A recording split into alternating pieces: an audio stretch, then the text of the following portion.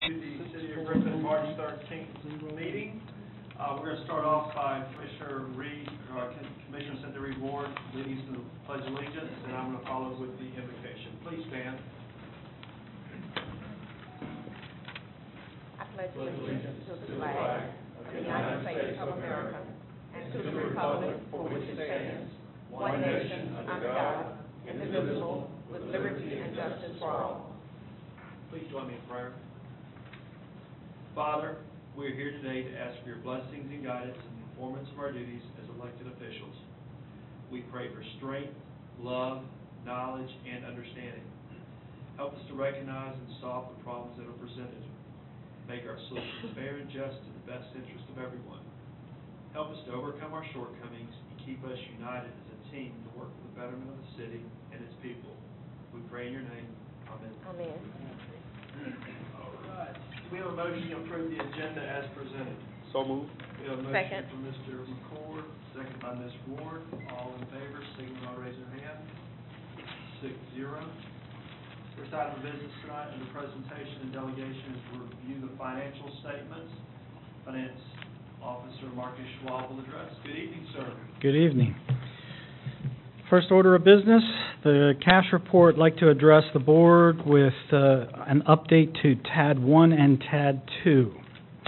The balance as of January 31, 2018 is $119,950 rather than the $64,989 as presented for TAD 1. TAD 2 is $490,139 versus the 313,037 as presented for TAD 2. This came up earlier today as a point of discussion because the balance remained the same from June to January. And the reason for that is the check comes from Spalding County as an aggregate sum. We deposit that into general fund, and then we record the revenue into the TAD. So if we were to look at the TAD financial statements, you'll see the revenue of that amount increase. As a result of looking at our procedures, we will adjust our recording monthly, that when we do get the check, we'll automatically trigger a transfer out of the general fund to the TAD and then adjust the cash balance here. We typically have moved the money out of general fund to the TAD program if the money was needed and or to cover the bond payment out of the TAD program. So point of correction there. The other item I'd like to point out as well, and Mr. Holberg brought this to my attention earlier as well, the December number for 2017 was the same as the December number for 2016. I have an updated version of it. There's only a $2,000 difference between the two. I apologize for those two errors.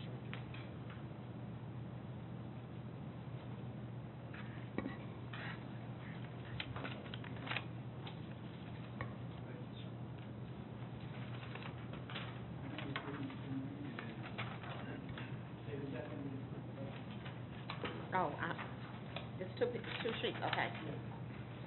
I just got one. You can take it. Okay, thank you.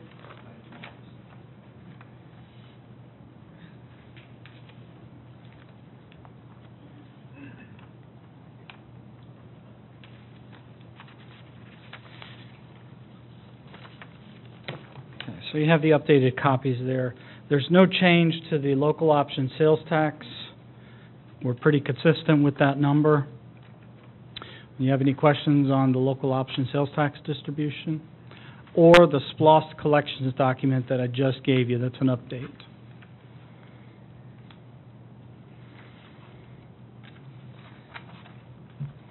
Okay. Do you have any questions then on the interim statements for the revenue and expenditures? Looks like it's tracking as supposed to. Yes, sir. Pretty boring. Yes. Well, other than these two things, yes, I'd like to keep it boring, yes. Are there any questions from the commission? No. Thank you. Good job, Mark. Thanks. All right, next moving into citizen comment. At this time, Chairperson opens the floor to comments from the audience. Comments should relate to a specific agenda item not listed on the agenda for a public hearing or to the concerns within the jurisdiction of the city. Commission meetings serve the purpose of conducting city business and are not a forum for the unlimited expression of opinion. The chairperson reserves the right to limit comments to matters germane to city business and may refer speakers to the city manager or other staff for resolution. With that being said, is there anybody on my left side that would like to come before the board? Is there anybody on my right side that would like to come before the board? Thank you very much. No public hearings tonight. Next item agenda is the consent agenda to consider the minutes as well as a couple of other items. Is there a motion to approve the consent agenda as presented? Motion to approve, sir. We have a motion by Mr. Brock, second by, Can we pull out the number one? okay, so we're going to pull out number Number two, item number two. Okay, so we'll start over. So we'll start off with number 2 by itself, consider the minutes of February 27. Do we have a motion to approve the minutes? Motion to approve. Ms. Ward, do we have a second? Second. Mr. Truman Tinsley. Any discussion? All in favor, signal by raising your hand. And then your abstention. 5-0-1 with Mr. McCord. Abstaining. Okay, we'll do items 3 and 4 now. We have a motion to approve items 3 and 4. Motion to approve. Ms. Ward with a motion, second. Second. Mr. Tinsley. Any corrections or changes? All in favor, signal by raising their hand. Any again? Okay, 6-0. Moving to item 5, regular agenda. Discuss the Griffin Spalding County Land Bank Authority's policy of disposition of real property and provide a recommendation for same. Chief of Staff Jessica O'Connor Woodruff. Good evening, ma'am. Good evening. Okay, I think hopefully you've all been able to review the agenda item summary. We were asked by Chairman of the Board of the Land Bank Authority to bring before you their current policy for property dispositions. The way I understand it, they don't have an actual policy. They've just for a long time operated as though on a case-by-case basis for property dispositions. They have a lot of potential property offers and sales at this point, and so they were asking both the city and the county for our recommendation as to how those properties are disposed of. If you'll remember, they acquire most of their properties through either donation from a private individual or at a tax sale, and so they want to know if we have a particular way that we would like for them to sell those properties if they do so at all. So staff has recommended that those stay as owner-occupied properties, and we are just asking for discussion from you all and a consensus to take back to the Land Bank Board. And Mr. Joyner, the Executive Director of the Land Bank, is here too if there's any questions or discussion for him. I was going to say, Jessica, I was reading and it's talking about if you do sell it to investors, there would be a stipulation there about having to prove owner occupancy within the time frame. And the only concern that I had on that is, to me, it creates loopholes because we have individuals or investors in town that are buying these properties, and the way they're working on this is land contract. And so, whereas the investor keeps the deed to the properties, which wouldn't be like a traditional mortgage, of course. Really, I'm kind of concerned of that being another glorified rental, because if it's 30 years from now, you or I, we're not going to be here, and I just don't want to put something in writing and we're back to square zero. I think that that's a loophole, and I worry about the fraudulent businesses that could arise out of this. I think that y'all are doing a great job. I want Land Bank to not be as spread out. I want us to continue with the block revitalization. I think that Griffin, I read through a couple of Land Bank ordinances or policies, if you will, just from different states, and I was familiar with it before coming on board. But I know that some of these might have a stipulation in there that the Land Bank must do something within 10 years with the property, or 5 years. And there are different things, and I know a lot of them have a line in there that states it must be sold for owner occupancy, but not all of them do. A lot of them use different realtors in town who also market. So, I mean, you want to fine-tune it to your home. But I think that Griffin, we are different from Macon and other communities that we might be modeling after because of the situation with mills. I mean, Macon may not have had that situation. But I think that what is the overall, I know that we're supposed to be reintroducing blight properties or abandoned properties or green space back into the community to add back to the property digest. The thing about it is that if you are only selling these to your owner occupancy, a lot of these areas, that is, there is no incentive whatsoever because no bank is going to give you that loan. Only an investor is going to have it. Number two, who is going to buy and be an owner occupant in an area that is heavily rental area and so forth.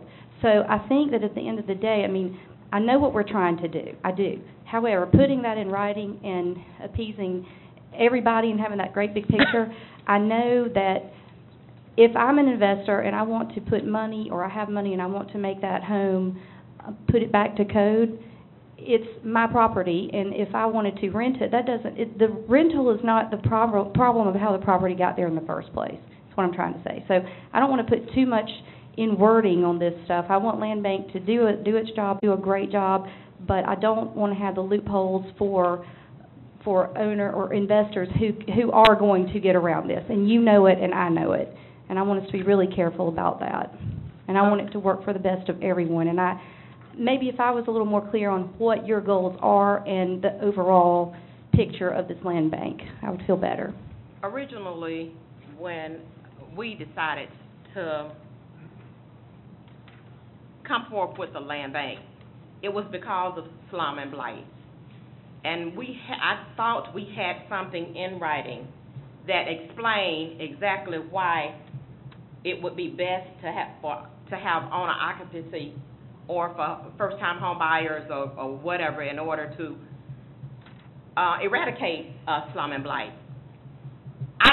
Personally, myself, I don't think the land bank has ever followed what our intent was for the land bank. Maybe when they got NSP was thrusted upon them, maybe that was what threw the land bank off track. But I think if we go back to the original intent of what the land bank, what our intent was of the land bank was, we've never really tried to push that plan forward. So we don't know if that plan is going to be the best plan. But I feel like if we go ahead and reiterate to them what our intent was, I think the county's intent was the same thing, to help to eradicate slum and blight, not to take these properties off the digest back, to give them back to somebody else without us having any control over it. Maybe if we just try, I think what we're doing now is going back to the original intent of why we wanted a land bank. I think the land bank is a good thing. But any land bank has to work with the city and the county for what the original intent was. So I'm in complete agreement with the fact that we should limit it to owner occupancy at this time. Even if it states in there, an investor could also buy it with intent to have the owner occupancy in there? Is that what we're saying? Well, I think the problem there is whether or not that's going to be a legally enforceable covenant against the property. If it, I don't see how we're going to be able to do that. I mean, there's properties that they own that's slum properties that has substandard lots. We need to encourage them to get those properties removed ASAP. And then we can reevaluate what they have in their portfolio, tie it with what the housing authority has available, how we can put a redevelopment plan instead of a shotgun approach, saying we're going to fix this one, figure out how we're going to do a neighborhood and community redevelopment. That's what my hope is. One of the other issues is the fact that the land bank is selling these properties, and they're getting the properties for nothing, and then they're turning around and selling them for nothing. So that's kind of defeating the whole purpose of the land bank being able to acquire the property. If you're going to get them and then sell them, practically give them away. Is that true, John? Could you speak to that?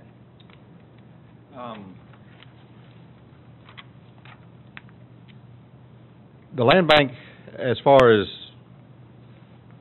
totally giving them away. The only donations that we have made, I think there have been some lots that were donated to Square Foot Ministry with the restriction that they were going to build on them for an owner-occupant with their program. I think you're all familiar with, they're kind of like Habitat. They qualify a homeowner, build a house for that specific homeowner who invests sweat equity into the process. So there were lots donated to them. Of course, we've transferred some lots without any compensation to the Griffin Housing Authority. I think there was one lot that we transferred to the city because there was some sort of sewer easement or something that needed to be done there. The other properties that we have disposed of, and again, let me clarify, I'm speaking outside of the NSP properties, which thankfully are not our problem anymore. They're over with the Housing Authority. But even those, they were sold. But everything else, I believe, has been sold to someone. Some of them have been fairly low prices, but, the board has reviewed each of those and felt like the work that was going to need to go into those properties to improve them warranted, a lower sales price than otherwise we would ask for. Vacant properties right now, the only ones we've sold to people are to adjoining owners. The majority of the vacant properties, we're kind of, for lack of a better word, stockpiling right now. The City Planning and Zoning is working on development guidelines, and so the Land Bank Board has expressed the desire to go slow on getting rid of vacant properties so that we can make sure that when those guidelines are in place, that they are restricted to having to meet those neighborhood guidelines. Question. Yes, ma'am. When you buy properties, do you just go and buy anything? When you acquire properties, anything, or do you have a purpose or a goal or some intent for what you're buying? The current policy is anything that is in the tax sale that is not acquired by a private individual or investor, the land bank acquires. And I think the original theory behind that was kind of going along with the cleaning up of properties, in that, if we didn't do that, then what happens is Sylvia just holds it and puts it in another sale a year later and hopes that somebody buys it.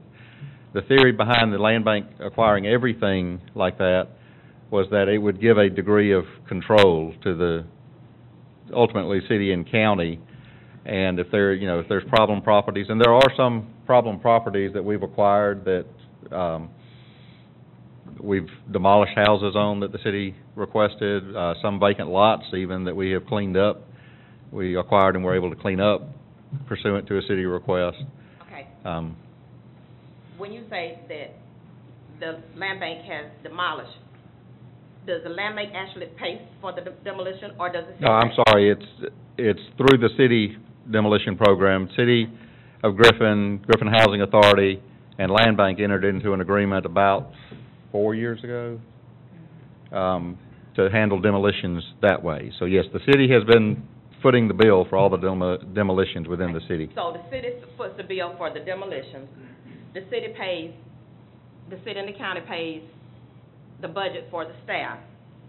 Okay, so when you're acquiring these properties and you're selling them, does the land bank have any finances that does not come from the city and the county?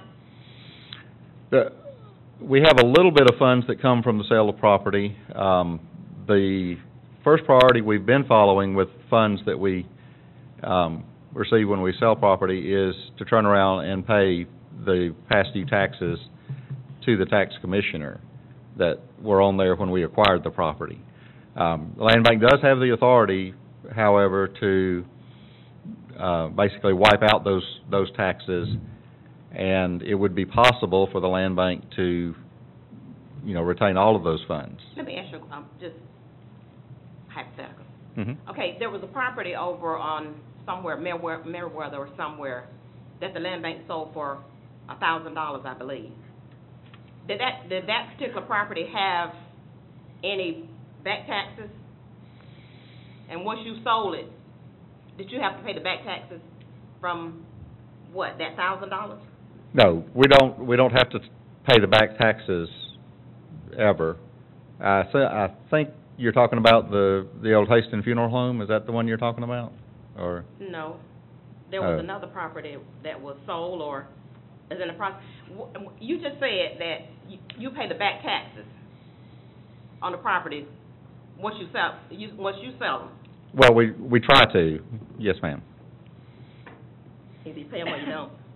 Well, if we sell the property for enough to cover all of the back taxes, then our policy has been to go ahead and pay those.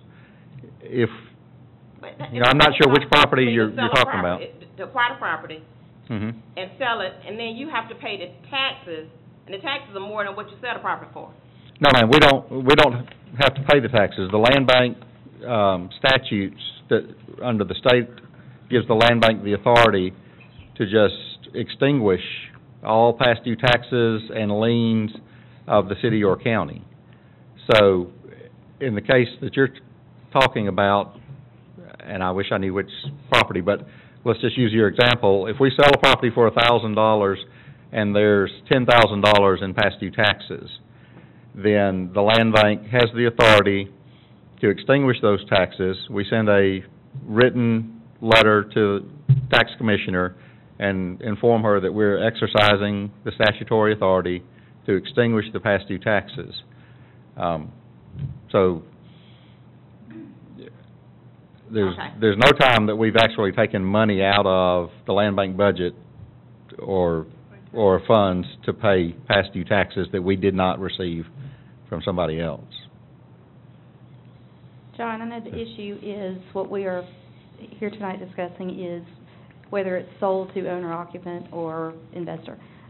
Also, do we have anything in there about a timeline? I would like to see something happen, be more aggressive with the properties between 5 and 10 years. Mm-hmm. I know you said we were waiting on development, but I really would like to follow suit with other land banks, and that they do, similar have timelines. Does that make sense? Just something so I It can does. feel And better actually, about. all of the other land banks in Georgia that I know of, they don't acquire properties unless they have a buyer lined up beforehand. So, City of Macon, City of Augusta are the two most aggressive with developing partnerships. And, they do not bid at a tax sale unless they have an approved purchaser with a development plan for that particular piece of property. Don't they also target, they don't do a blanket approach to buying whatever? Exactly. They target certain Right. neighborhood communities. Right. Right. For blocks. And the trade-off there is that then you have, instead of us having control of 250 properties that can be cleaned up, that we would have the legal authority to do, if you don't use the blanket approach, then those properties are just out there in limbo, and, sure, you could try to get the delinquent taxpayer to clean it up, but, your code enforcement officers, I think, could tell you the success they have with that. I think if it's in the city of Griffin, it's substandard, needs to be targeted. And that's what the city's doing. Right. But if it's say if it's a vacant lot that has taxes and it's just a retention pond sitting on the end of the street, do we necessarily need to go out here and try to get title on a retention pond? So Right. There's got to be a common sense. Right. Or is the lot even buildable? Is it a drainage ditch, or is there a gully? Right. So. Yeah, I guess my personal opinion, if that's what you're asking for, is that if it's a property where there will be liabilities that go along with it without any offsetting benefit to the city or county, then I would personally like to see us not acquire those properties. Our number one objective as of 2008 was to remove slum and blight. Right. That's what the tool of the Land Bank Authority was created for us to do, was to remove the junk. You're right. And that's what we need, that your organization to be that one of those tools to help us remove this. Right. And day one of the right of redemption, we need to be filing whatever paperwork is so that we're running bulldozers through and taking it off the street and not waiting. And that's kind of the frustration I think some of us have on the board, or have the board. So Right. I like the staff's recommendation with the removal of, I think one line, it says the staff's recommendation is in order to be consistent with the city's current goals of nuisance abatement plans for revitalization. Staff recommends that the GSLBA sells properties to only those buyers that will be occupying the properties themselves or wish to extend their own amount of contiguous property with the purchase of the properties adjoining their own. And the line of selling to investors at this point in time, we can relook at this in 12 months or 24 months and see where we're at with our current, with the, the substandard housing effort we're doing right now with notifying from the housing survey and see where we're at. Well, Doug, if I can just speak to a couple of issues that Mr. Joyner brought up, and I think Ms. Ward did as well. He did mention that when they acquire properties from, let's just take a hypothetical, from a tax sale, maybe one of those is a property that has already gone through our nuisance abatement program, and we've torn that house down, so it's a vacant lot. When the land bank gets that property, they have to hold it for 12 months and then a certain amount of time for notice in order to foreclose that right to redeem. During that time, we have a property owner, the previous property owner, that is not going to do anything about that lot because they think they've lost it at a tax sale. They still have an interest in it, and they still have the ability to go and redeem that interest, but most of them do not understand that. So we are left with what we thought would be control from the land bank to help us with that property has actually turned into a 12-month waiting period, whether there's a vacant lot or a structure on it, that we have to say, we can't touch that house. We have one right now on East Tinsley that they acquired at a tax sale in December. It is caving in. If somebody goes up there and pushes on that front door, it is going to cave in. It is a detriment to that community. We're going to have to go ahead and bring it before the municipal court. And so what's happened is now we have to notify the land bank, and John's going to, allow us to do anything there. But in some of those instances, we may have to wait 13 months, 12 months plus that 30 days to be able to do anything to that property. So sometimes them acquiring properties is actually harmful for what we're trying to do because we're having to wait that 12 months and 30 days. And I'm not saying that it's their fault. I don't think that we saw that unintended consequence when we started this land bank, but it's something that 10 years later needs to be revisited.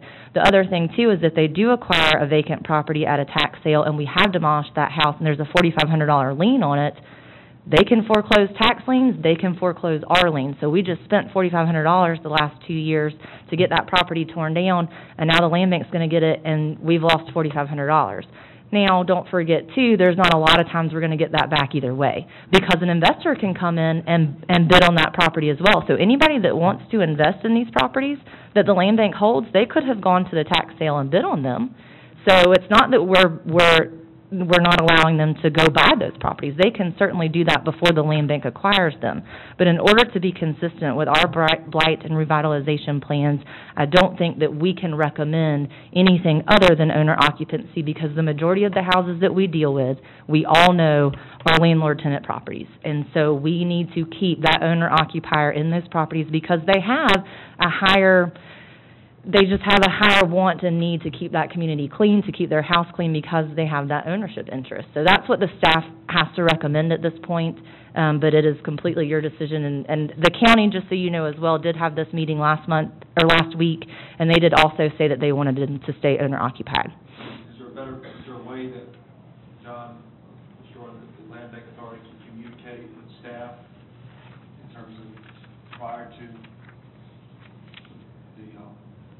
cry out at the courthouse steps, say, hey, this one's in the middle of municipal court proceedings, so that...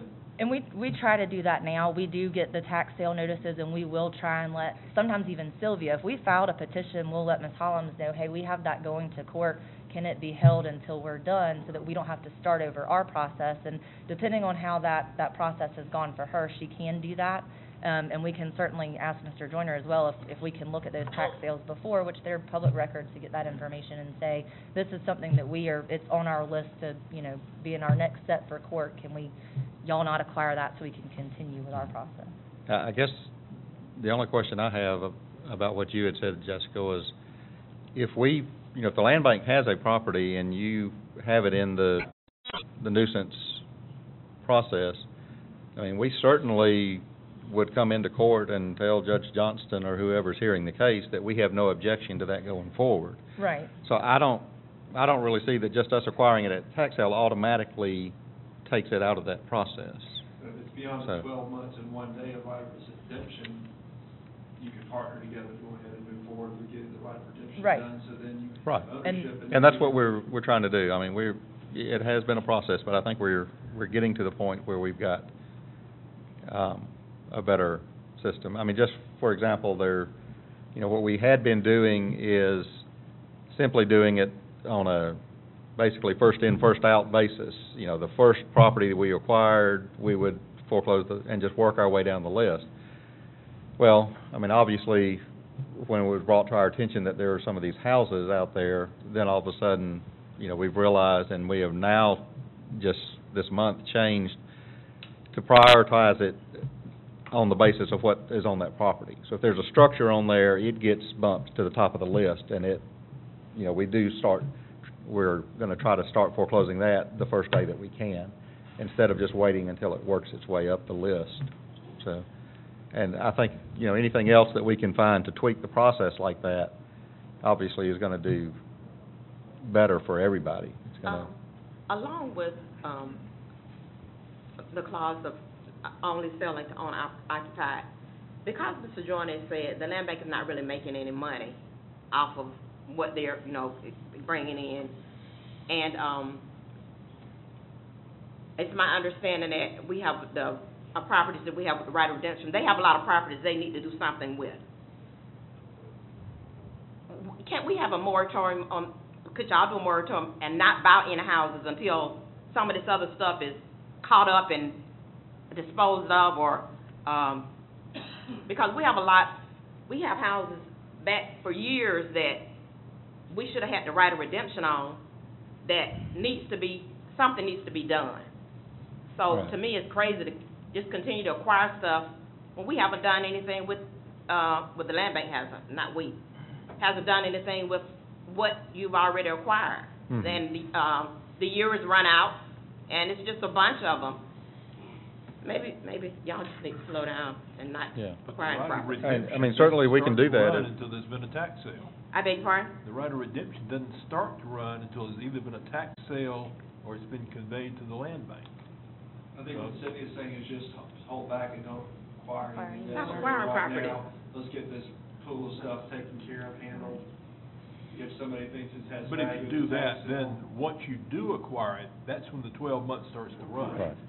Yeah, but we have a property that the 12 months is gone, and it's 24 months and 36 months, and we still haven't done anything. Well, They have- I agree with you. Those need to go ahead and be Let's processed. clean up what we've got, and then, Right. and then at some And- point, hey, we're up and we're running strong, we've got it under control, we're Right. gonna step up and pick up some more. John and Jessica, and for the ones that we do already have, I'm still toying with the very last part, selling to the investors with legally forceful covenants.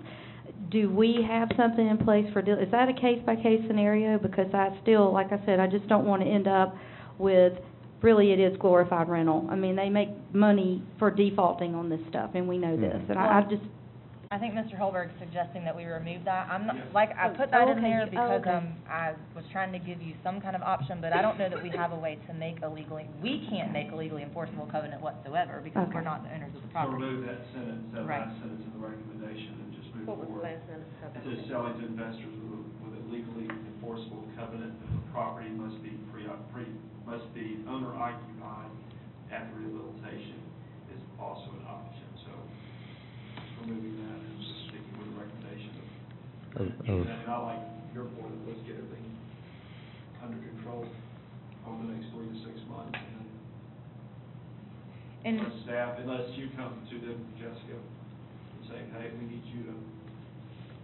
And we do, I think too, what'll be very helpful, once, if y'all remember the dilapidated structure notices that we sent out, we're gonna map those properties once we get those responses back, as well as the county. We're gonna include land bank property and housing authority property. And we'll be able to see real quickly where we have a critical mass and what we need to do from there. And there may be even instances there where we can say, these particular properties are past due on taxes, let's concentrate in this area and figure out what we can do, because the best way to revitalize an area is through blocks. And if we can get a developer in here in a block, instead of trying to piecemeal, you're right, we're never gonna sell those for anything. But if we can get a developer in here for entire blocks, which we know we have some critical masses out there based on some of these dilapidated structures that we can either have donated or obtain possibly, or have at least demolished, then we can figure out what we can do from there.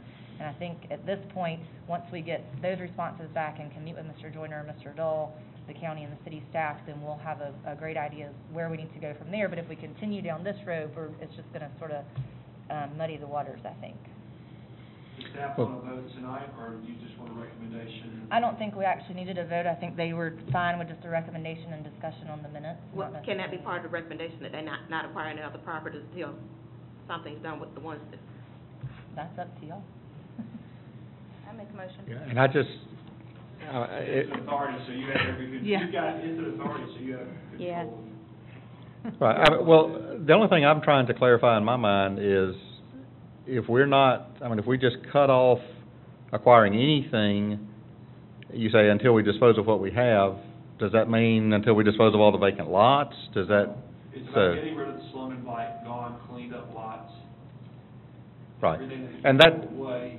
that's the related concern I have.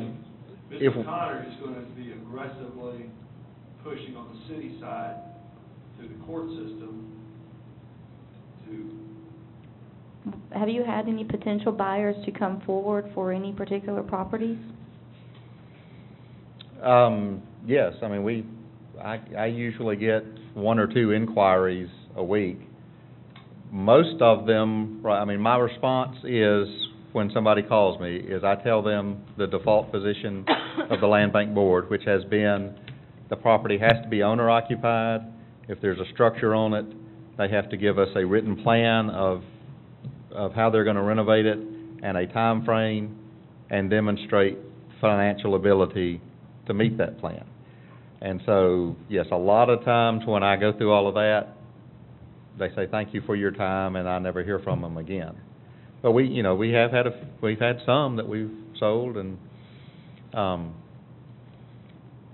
you're saying you get 1 or 2 inquiries a week, based on how many available properties?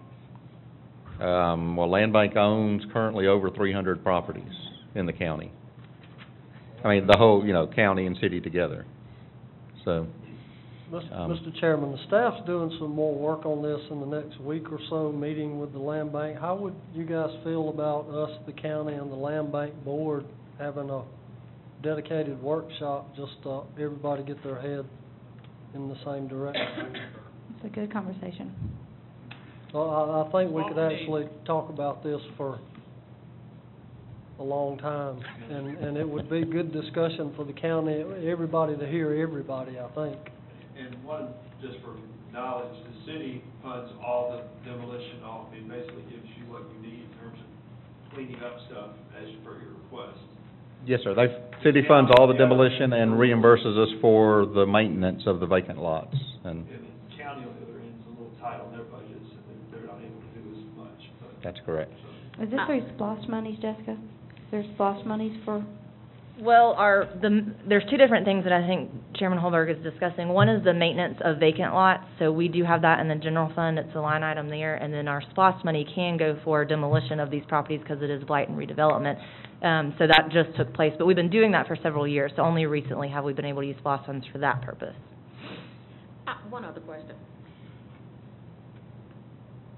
When we originated with the land bank, was it the intent, or is this how the state, thing is written up, where the city will always have to fund the land bank? We don't have to. But they can't We fund. just don't have any other I'm source saying, of revenue. like, it was never the intent for them to be able to get these properties, become self-sufficient. it was, we agreed to always. That's what most are. Most of them are able to acquire property and then start almost a revolving fund. So when they're able to sell Yeah. properties, they have that money going back into their account and are able to purchase more from that or acquire through tax sale and sell them. So yes, most of them are self-sufficient because it's treated as a revolving fund.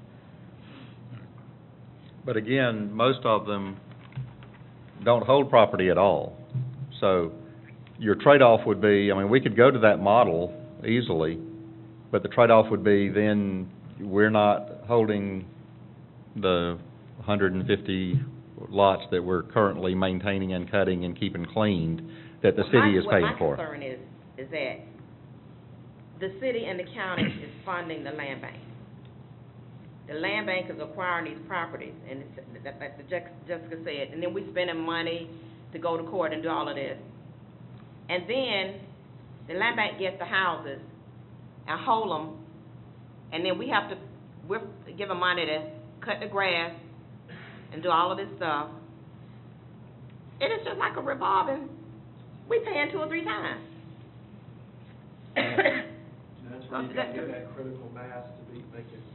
Right. And I think the mapping is gonna show that there are a lot of, I mean, we're putting some critical masses together, especially when you add in the housing authority lots. You know, so there are beginning to be blocks where we have half the block, and, you know, so. Okay, I'm done. So I think we've got a The workshop. consensus, and we'll work towards having a joint meeting, city county land bank in the future. Okay, thank you. Thank you, John. Thank you, Jessica. Thank you. Okay. Oh, I have a meeting to turn on. Let's go. Okay, item 6 is to consider renewal of SRR agreement between City of Griffin and Griffin Spalding Board of Education for the purpose of providing a school resource officer from the city to the system. Chief Gates will address. Good Is evening, this Chief. anything different than what we already have? Substantively, no. It's just some cleanup in the contract itself for our national accreditation purposes primarily, but it was about time to renew it anyway, so. Make a motion that we approve. I second the motion. Mr. McCord made a motion, second by Ms. Ward. Is there any questions or comments? All in favor, signal by raising your hand. 6-0. Thank you. Thank you. Item 7 is consider amending the city's Veterans Memorial Cemetery regulations for the Public Works Department. Dr. Keller will address. Motion to approve. Second. Word with the motion, Mr. McCord with the second. Any discussion? All in favor, signal by raising your hand. 6-0. Item 8 is consider approval of a bid and work contract for Meriwether Corridor CDBG Phase 2 to McElroy Equipment LLC in the amount of $947,783.85 for the Water and Wastewater Department of the Public Works and Utilities Department. Make a motion to approve. Ms. Ward with the I'll motion. second. Give a second. Ms. Murray, any questions or comments? All in favor, signal by raising your hand. 6-0. Item 9 is consider appointment of a business representative member in the Griffin Housing Authority Board to fill the unexpired term of Lee Hancock, the term to expire 12/31/20. We have a nomination. I nominate Mr. Stanley. We have a nomination for Mr. Stanley. Do we have any other nominations? Make a motion that nominations be closed. We have a motion for Mr. McCord to close nominations. We have a second. Second by Mr. Tinsley. Any discussion? All in favor of Mr. Stanley by acclamation, please raise your hand. 6-0. Consider travel request for Commissioner McCord and Reed Ward for the Robert E. Knox Jr. Municipal Leadership Institute on April 10 through 13, 2018, and the spring 2018 two-day training on April 12 to 13, 18 at Callaway Gardens. I'll make the motion. Mrs. Murray with a motion. Do we have a second? Second. Mr. Brock? A motion to. To approve. Unless you don't know. Uh-uh, It's a great trip. I did this. Have you ever done I this? did Robbie Knox. I'm not going to that one. Oh, okay, I got you. Okay, so we have a motion and a second. Any discussion? All in favor, raise your hand. 6-0. Good job, Doug. Okay, city manager. Yes, sir. Citizens Police Academy is still taking applications. That starts at the end of the month. So if you've got some final applications you want to get in, if you'll get those in immediately.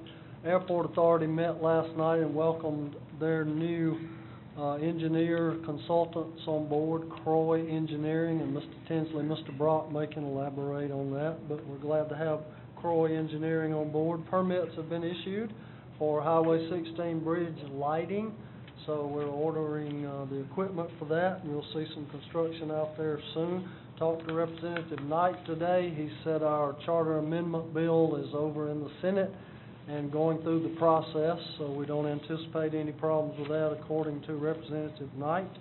And Ms. Watson has everybody registered for the GMA summer training in June. You might want to get with her on the details. As you know, that is a difficult process, and you might not have got the classes that you anticipated.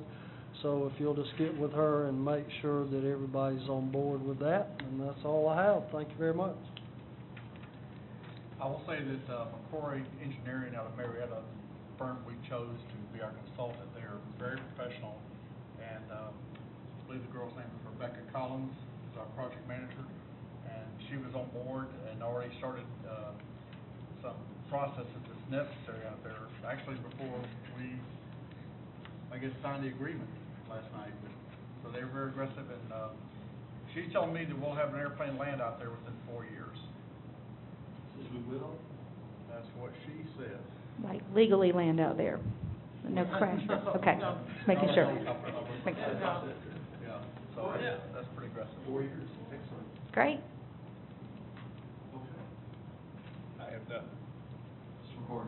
I have some exciting news to report. This past Saturday, the Spalding High School, it sounds funny coming out of my mouth, but Spalding High School Lady Jaguars won the 4A state basketball championship, and there was the first ever state title for Spalding High School, and the first girls basketball team to ever play in the state and also win. And it was a real good moment. Just a great group of kids. We had Robbie Milner and Sabrina Milner, who used to work here. 3 of her daughters played on the team. They were all on the court at one time, and there was their last time playing together, and they won a state title doing it. So I can't remember who we beat. If Kristen Miller's husband went to that school, I'm forgetting that part. But they faced Henry County, and we were victorious by 12 points. So in the coming days or so, we need to think about some things we can do they're trying to raise money to get these young ladies championship rings. Also, they'll be going to the Capitol on Thursday to be honored by our state legislature. So we just want to uplift and sing the hosannas, hurrahs for our Spalding High School Lady Jaguars. Go Jags. Go Go Jags. Jags! I held one of her daughters up here as a newborn, Sabrina's. Can't believe she's out there playing basketball. Oh, my goodness. I'm done. Ms. Bird. Oh, thank you, citizens, for coming out, being a part of the community, and thank you, staff. Brent, your staff was out repairing those water leaks this morning. It's freezing cold weather, and they were doing a great job, and they had it marked off, and they had on safety gear, and they had on reflective vests. I always look for stuff like that, so it's very good. And thank you, Mr. Joyner, for coming out. Thank you, everyone, Chief, Jessica, my son, Gordon. This is his very first commission meeting he just endured, trying to raise him up right. So he's the youngest one in the room, so bring your families. We need to fill these seats up out here. It's a great to be a part of the community and coming to these meetings, taking time out from your family, and everybody's ready for dinner, and it speaks volumes to come out and be a part of this. Thank you. Mr. Rock. I'm done. Mr. Tinsley. I had the opportunity to attend the initial training workshop down in Tipton this past week, and I wore my little Griffin shirt, and I sat in front of the class, figuring they would not call me for anything, but they would call the people in the back. But there was a gentleman there who was very complimentary of the city of Griffin, the managers, directors, staff, even our city manager. And he sends he sends his regards. Some of you may know who he is. His name is Chris Pike. He's better. Trials and tribulations. Yeah. He's very complimentary of our staff here in Griffin, so it made me feel really good that We made him who he is. And when you're recognized, when your city is recognized, and there's 220 people there at training, and you're recognized, for that many people, when you point it out, and that's something good, it makes you feel good. Go Griffin. Bears. Well, Jag. I'm trying to make all the times when you train and talk about the other stuff that happened, so. You needed to give us that. I don't have anything else. Wonderful. So, Jags, go Jags, go Jags. I get to chase the Jag soccer team around the state this spring, and for my last round, my son graduated, so great group of folks. Dinner on the Bridge is April 28th. You should be seeing on Eventbrite opportunities to buy tables and tickets very soon, so that's coming out in the next week, 10 days.